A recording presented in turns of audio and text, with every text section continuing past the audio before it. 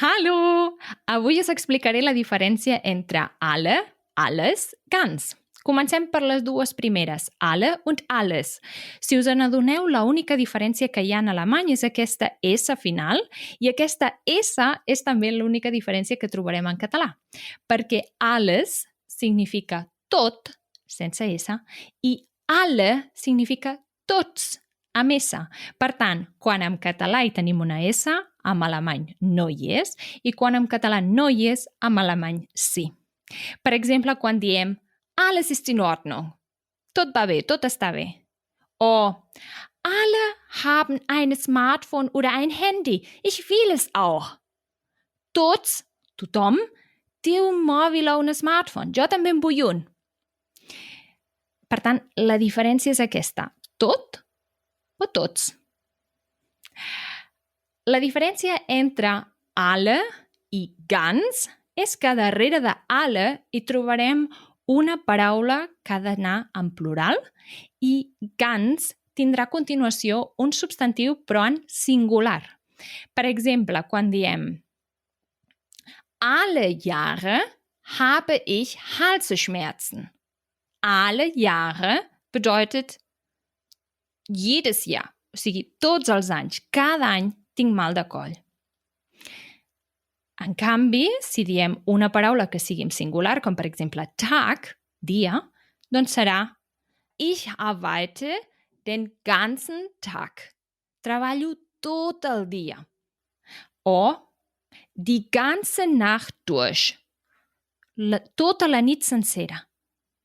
Aquest ganz significa tot també, en el sentit de sencer, tot el dia, tota la nit sencera, però a darrere sempre hi tindrà un singular.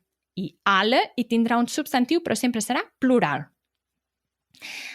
Llavors, un petit error que sol ser recurrent en les persones que parlen català és de posar un article determinat, quan parlem en alemany, darrere de la paraula alle. Per exemple, diuen alle die Freunde. Això és incorrecte. Alle ja fa d'article i, per tant, directament hem de dir el plural. Per tant, alle Freunde.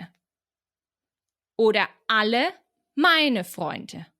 Alle Bücher. No diem alle die.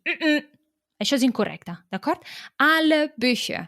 Alle meine Freunde. Si vols posar un article possessiu, per tant, meine, deine, seine, etc., sí, li pots posar, cap mena de problema.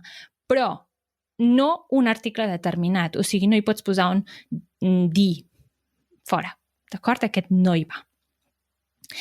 I, per últim, dir que si voleu fer servir el alle com un article i voleu posar un substantiu en plural a continuació i entremig hi voleu posar un adjectiu, aquest adjectiu haurà d'estar declinat de la mateixa manera que ho feu quan hi ha un article determinat. De la mateixa manera com posem un dia, die, das, den, etc.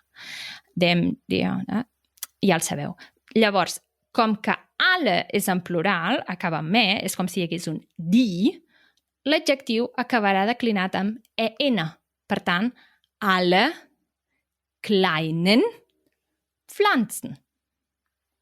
D'acord? Aquesta en al final. Molt bé, fins aquí el vídeo d'avui. Que vagi molt bé. Adéu!